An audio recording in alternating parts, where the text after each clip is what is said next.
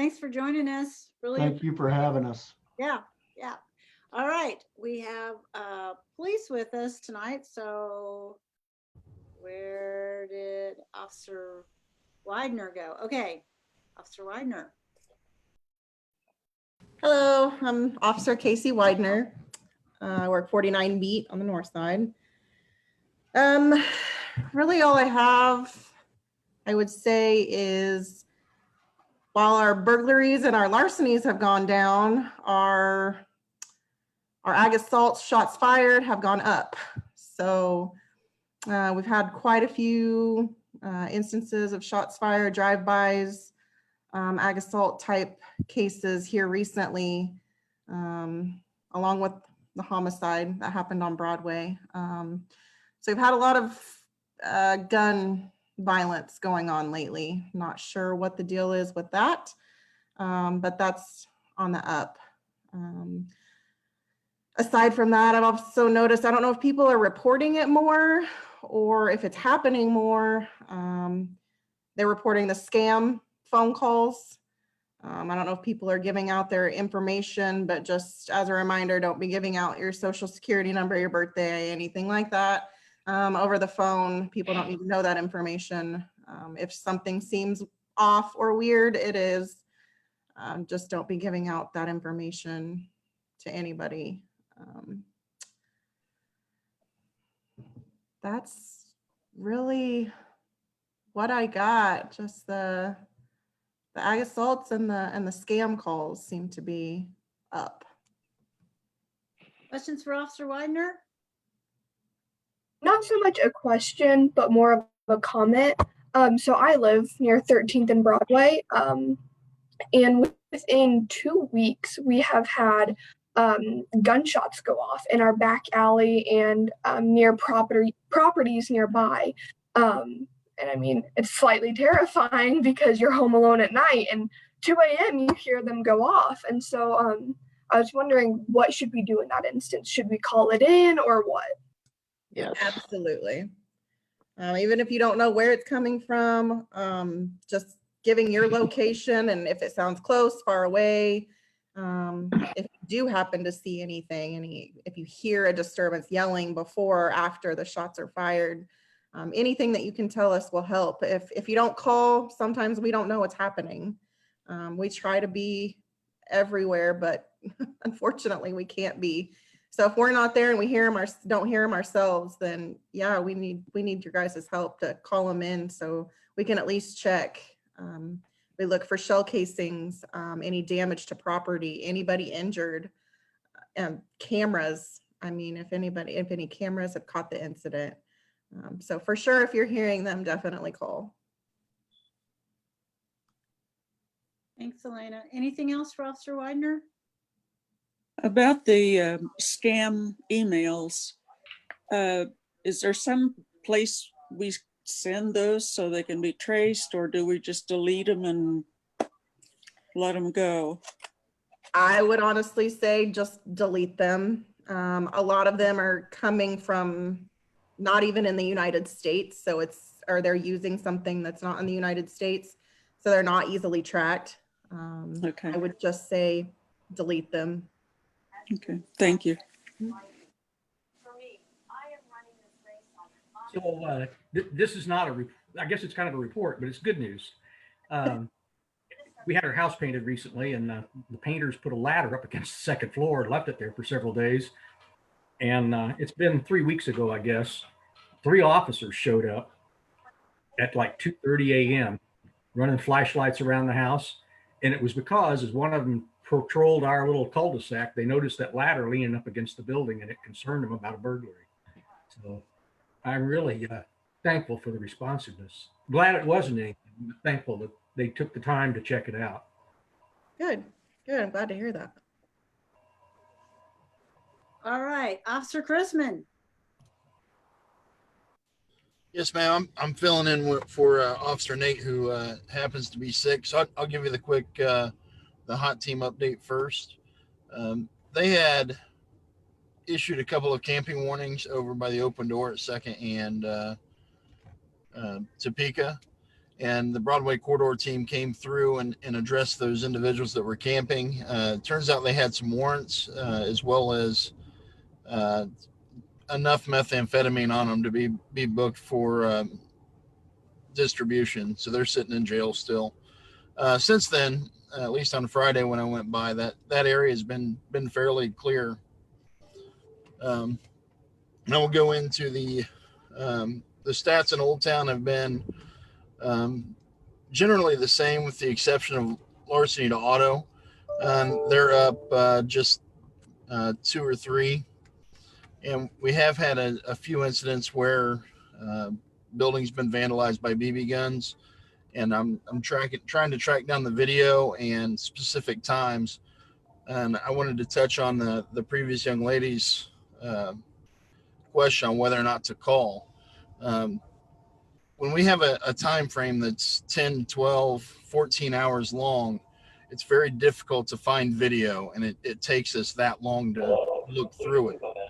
So if they're calling, or if you call, maybe you're giving us that piece that we're missing. That way we can just log on and find the video and don't have to spend hours looking for it.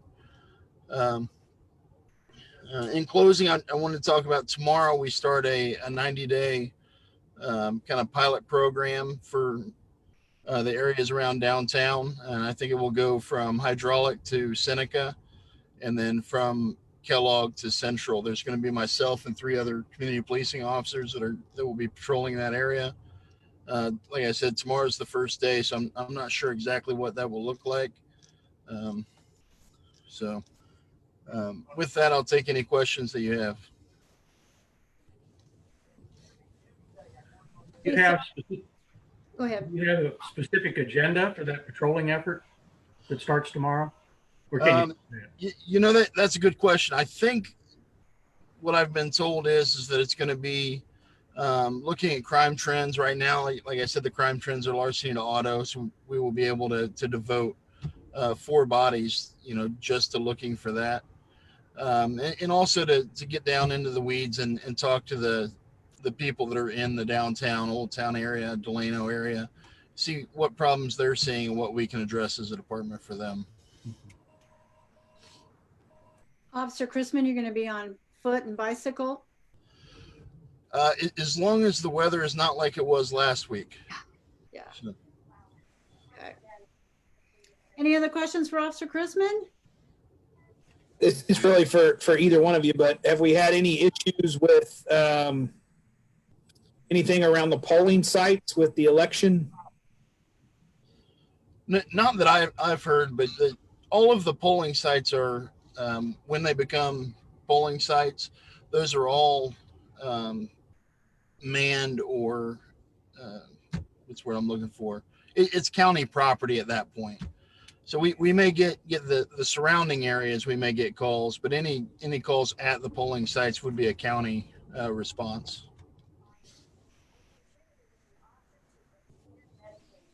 All right, Officer Rotondo. I had to unmute myself there. How are you? Good, we're glad to have you back. Oh, well, thank you. The only thing I really had was, well, apparently Officer Chrisman took some of my issues that I was going to talk about, which was they are starting that 90-day program where they're kind of going to have some feelers out for the 5th Bureau maybe. And so some of that is going to take up all of Delano, actually, I think, and over to Seneca area. And I'm not sure how much of from there north from the Indian Center. So, yeah, I was going to talk about that and let people know that was going to happen here soon. And as far as Riverside, we have lots of complaints about the motorcycles and the traffic issues going on in the area. We've had, that was my wife that just passed by. We had some special assignments in the area where we had traffic and the motor officers out. And we've been doing that on weekends. And we had, because of the weather, of course, it hasn't been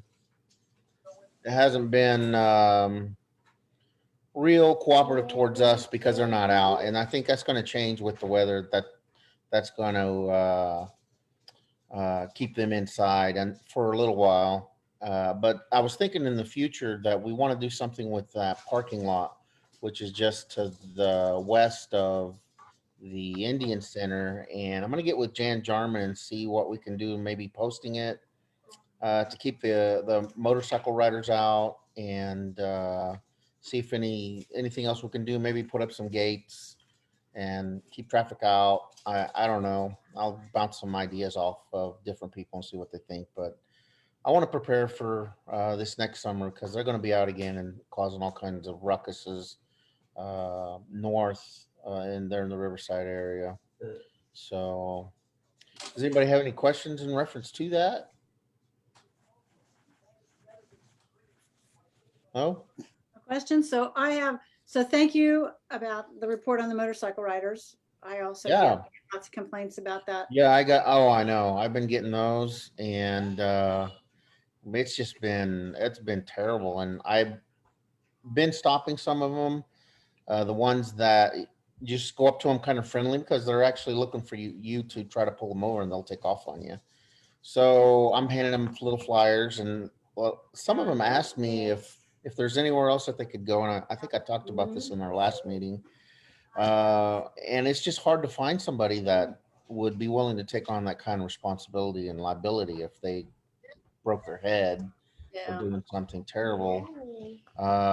So it's hard to find somebody and it would be great to have some park or something somewhere where they could do stunts and do different tricks out there, and it would be fine. I would love to find something like that for them, but it's always that liability. So right now I don't have anywhere. Yeah. But I've been working a little bit with Public Works on some traffic calming things. yeah, in the area. So yeah. Well, I'm gonna have to do something with that parking lot over by the Indian Center. Yeah. Yeah, you guys put the barricades up overnight, but they Yeah. don't go up till I think pretty late. Oh, yeah. There's that parking lot. That's actually on South Side. The parking lot I'm referring to is the one on just directly to the west of the Indian Center, that big lot, that overflow lot, over more towards the water department. Oh, I know The what guys, the motorcycles will just gather over there on weekends. And from there, they'll take off and go up into the neighborhoods and make their way downtown. And I think that's some of the residents living up in that area are the ones complaining about that. So Yeah. They are. Okay. yeah, it's been tough. Other questions for Officer Tondo?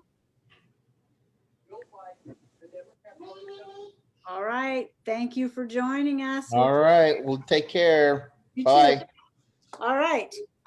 Park and Rec, and I think Gentry couldn't join us tonight, but I think she sent a report, right? That is correct, Vice Mayor Claycomb. So Park and Rec just has a few items that they want to report to District Advisory Board for the month of November. They are starting to plan for their fall programming, so be on the lookout for that. This year with COVID-19, they're planning their night with Santa a little bit different. It will be virtual this year, so more information will be coming out soon on how the public can attend the night out with Santa this year. Watson Christmas Express will be starting, and those tickets will be also available for purchase online, and more information will be coming out soon. That it? That's all for tonight. Yes. All right. Thank you. And we have Sean from Wichita Public Libraries joining us tonight. Hello, everyone. I just have a few library programming announcements and then one evergreen announcement. So in addition to all of our virtual programming that we're doing, we're also bringing back a handful of our socially distanced tech classes at the Advanced Learning Library this month. Very limited seating, so we could space out so people can wear masks and practice safe interactions with each other. So visit wichitalibrary.org/events to register for those. This is a really cool program that we're doing once again with the Greater Wichita YMCA. We did this, I believe, last year, and it was pretty successful. It's called Cooking Matters. It begins Tuesday, December 1st and runs through January 12th. There is no program on Tuesday, the 29th of December, but this virtual series helps families learn to shop for and cook healthy meals on a budget. Classes include cooking demos and budget-friendly meal ideas. People can sign up for one or all of the classes, and the YMCA is doing a really cool thing. If you attend 3 of the classes in the series, you'll receive a $20 grocery gift card. This class is for adults, so parents, caregivers of kids, or pregnant women are kind of their targeted demographics for this program. We have more information online at wichitalibrary.org/events, and registration is open for those. November is Kansas Reads to Preschoolers Month, an initiative aimed at promoting reading to all Kansas children from birth through age 5. Through this statewide program, we're encouraging all of our librarians and caregivers to read the chosen title to their young readers. This year's selected book is a fun one called Groovy Joe, Ice Cream and Dinosaurs by Eric Litwin. And it's available for free with your library card through Scholastic Bookflix, which is available on our website. And we also have several copies of the book in our library system, both in English and in Spanish. We have a lot of really fun online activities available at wichitalibrary.org/pre-K for kiddos to take part in. And on Sunday, November 15th, we are premiering a really fun Sesame Street style video for all of the kids and their parents to enjoy. It was a really fun way for our youth librarians to do story times and do fun activities, something they've been missing out on a lot this year. So that website again is wichitalibrary.org/pre-K. And then my final thing for tonight is for our Evergreen branch. So I'm sure Vice Mayor Claycomb has told you about the Evergreen Community Center project that's going to be going in at the Evergreen Library. So we are going to be temporarily shutting down the library beginning at the end of business on Monday, November 30th, so at the very end of the month. We will spend a couple of weeks kind of getting our bearings and moving things over to a temporary location. Our leadership team has worked with Park and Recreation, and they're giving us a space at the Evergreen Recreation Center to open a temporary location while the renovations are happening at the Evergreen Library. So this is really cool. It lets us continue a little bit of service, still kind of staying in the neighborhood. We're going to have very limited services at that location. We plan to open at that location on Monday, December 21st, and we will let people pick up holds. So you can still place your holds at the Evergreen location. You'll just go to this temporary location to pick those up. We'll have a book drop installed at the rec center so residents can drop off their books. And then we'll also have a small browsing collection. So we'll have some popular items available at the library for people to look at and check out. We're going to have a media briefing next Friday to kind of announce the move to the media, and we're going to work as hard as we can to make sure our customers that use Evergreen have all the information they need as this really exciting project takes shape. So with that, I'll take any questions. Questions for Sean? Elections come and go, but we know in our hearts. Well, I'll just say that it's been really fun to work with the library, and I am so glad that they're able to at least to have a temporary place for the library while we are closing it. Because I know at one time we were kind of worried about, oh gosh, we're going to close the library and what's going to happen. But this is a really great partnership with Park and Rec and with the library and with the neighborhood center to be able to continue these services. So thank you, Sean. Appreciate it. Right now, we need leaders in Washington. All right. Okay, public agenda. There are no scheduled items for public agenda, and I see just a couple of people on the call. Susie or Vince, either of you have something you want to comment on an off-agenda public comment item? Okay, hearing none, we will move on to our zoning case, and Kathy Morgan is with us. Good evening, DAB members and Council Member Claycomb. The case that you have tonight, and hopefully you have your staff report in front of you, because this is more easily explained if you look at one of the maps that I included.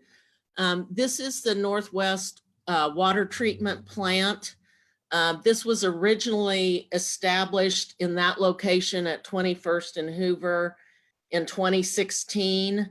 And at that time, the conditional use area was smaller than, it didn't have the office warehouse parcel of land in there. And if you all are familiar with that, Cox Machine Company is located, yeah, Anna, if you hold that right there, the piece of land that's not outlined on the south side of 21st Street is where Cox Machine Company is. And to the east of that, you see the zone 2020-38 area. That is SF5 zone right now. And so the city is making that available to Cox Machine Company if they need a place to expand. So they are switching that parcel of land with where they currently have a parcel of land where you see the arrow pointing to Con 2020-31. So basically they're swapping that out, and that the swap out parcel is in SF5. So that's getting rezoned so that they can to industrial park, so that they could expand in that direction if they need to in the future. And then on the west side of that parcel, the city has purchased the property where the self-storage business is. I think it's called You Store It or something like that. And so they are expanding the conditional use area to include that polygonal shaped piece of property there on the west side. This utility major are allowed by conditional use in all zoning districts. So that's what we're doing, is making that one piece of land zoned IP for future expansion of Cox Machine Company, and then incorporating the land where that conditional use is. That was not in the original 2016 area. So we're adding that into the conditional use for the water treatment facility. And I will try and answer any questions. Anna, if you could move through the staff report and go to page, what is that? Page 5. There you go. You can see what I was talking about there. The green area is where the city is trading a location for Cox Machine Company expansion.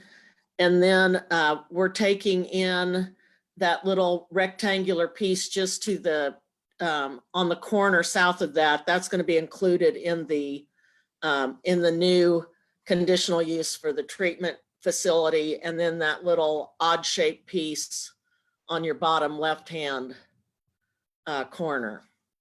So if anybody has any questions, I will try and answer them. We are recommending approval of this conditional use and the requested zone change. I don't know, PEC is the agent for the city on this. I don't know if anybody is online with them or not. I don't think so. I think they left it all to you, Kathy. Okay. Any questions for Kathy? Anything from the board? Well, they certainly left it in capable hands, Kathy. That's right. I would agree with you. Okay. I know it's, this is kind of a late question, but I'm assuming that all the abatements have been put in place and decisions made by allowing future potential Cox machining expansion to somehow either limit the type and amount of coolant and cleaners, or some way to abate them should there be some kind of environmental condition developed when we're that close to the water treatment plant. Yes, the EPA standards, probably through KDHE, would go in there and make sure that all the environmental issues are taken care of and are documented. So yes. Other questions for Kathy?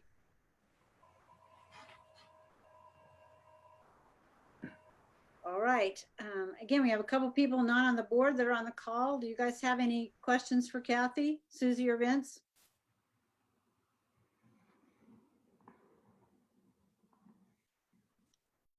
Okay, hearing none, I will bring it back to the board for more discussion or a motion. Make a motion to approve. Second. I'm sorry, Bill Longdecker. I make a motion to approve. Thank you. Thanks, Bill. And second by Melinda. All right. Any other questions or comments before we take a vote? Okay. Anna, could you call the roll on this one, please? Yes, of course. Let's go ahead and start with Bill Longnecker.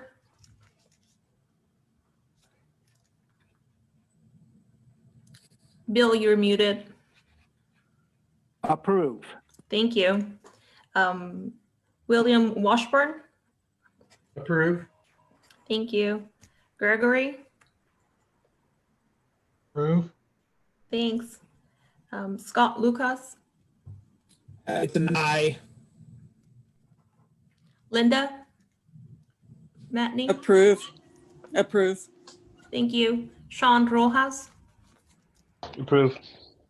Thanks. And we have Melinda Kellogg. Aye. Thank you.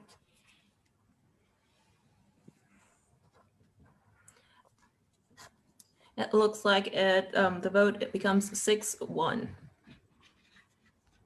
Did you get Gina? No, hold on. Gina?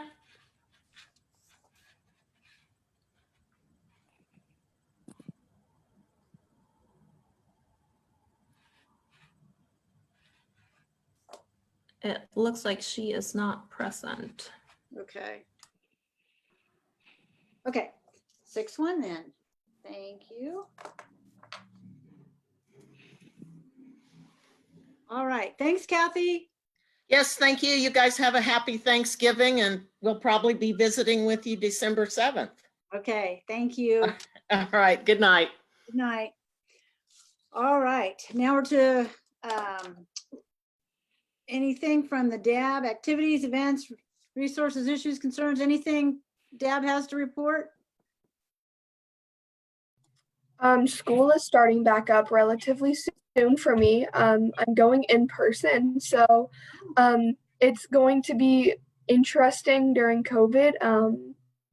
USD 259 has adopted a hybrid model. So I go in Thursdays and Fridays into school, and then the other 3 days of the week I'm remote at home. Luckily, I don't play any winter sports that are high or moderate contact. If you do, you aren't allowed to go back in person because of that contact risk of spreading COVID. So they are trying to put those measures in place. In fact, I just had the meeting today where they told us you're not allowed to enter the building any earlier than 7:40. They're splitting up the lunches so that we aren't allowed the mass gatherings in the cafeteria. So it's definitely going to be an interesting school year. Thanks, Elena. You haven't been back, right? You've been remote, right?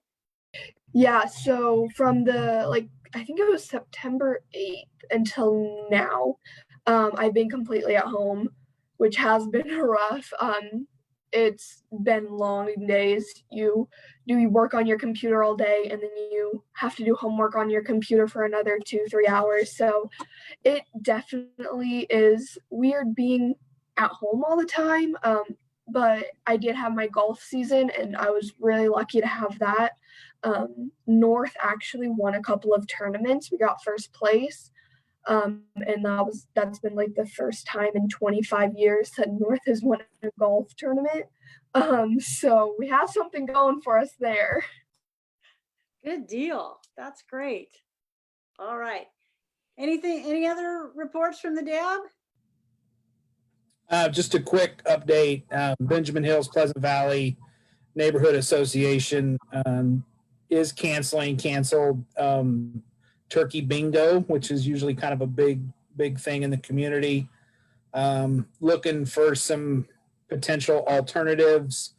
We're talking to Operation Holiday about trying to help out there within some of the businesses around 21st and Amidon. And then we're possibly going to have like a Christmas light display where, again, you can do it at a distance and have prizes and different things just to kind of get the neighborhood up and doing something. But we looked at different alternatives of drive-through, but with food service, and it's just not the year.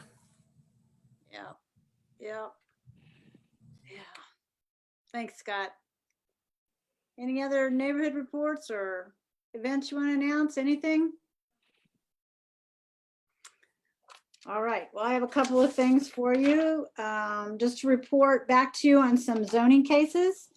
So we had a zoning case over on 433 North Doris, and they were going for zoning for duplexes, and the DAB approved that. You guys approved it, recommend approval 10-0. City Council heard that and they approved it 7-0. So that one went into effect. There was if you recall, a conditional use for outdoor vehicle sales. This was over on West Street, and for a car lot for 5 cars to displays. You guys recommended denial 7-0. MAPC then heard it and they recommended approval, but they put 9 conditions on the zoning request. So with that, with those 9 conditions and with a maximum of 4 cars on display, City Council approved that 7-0 with those 9 conditions.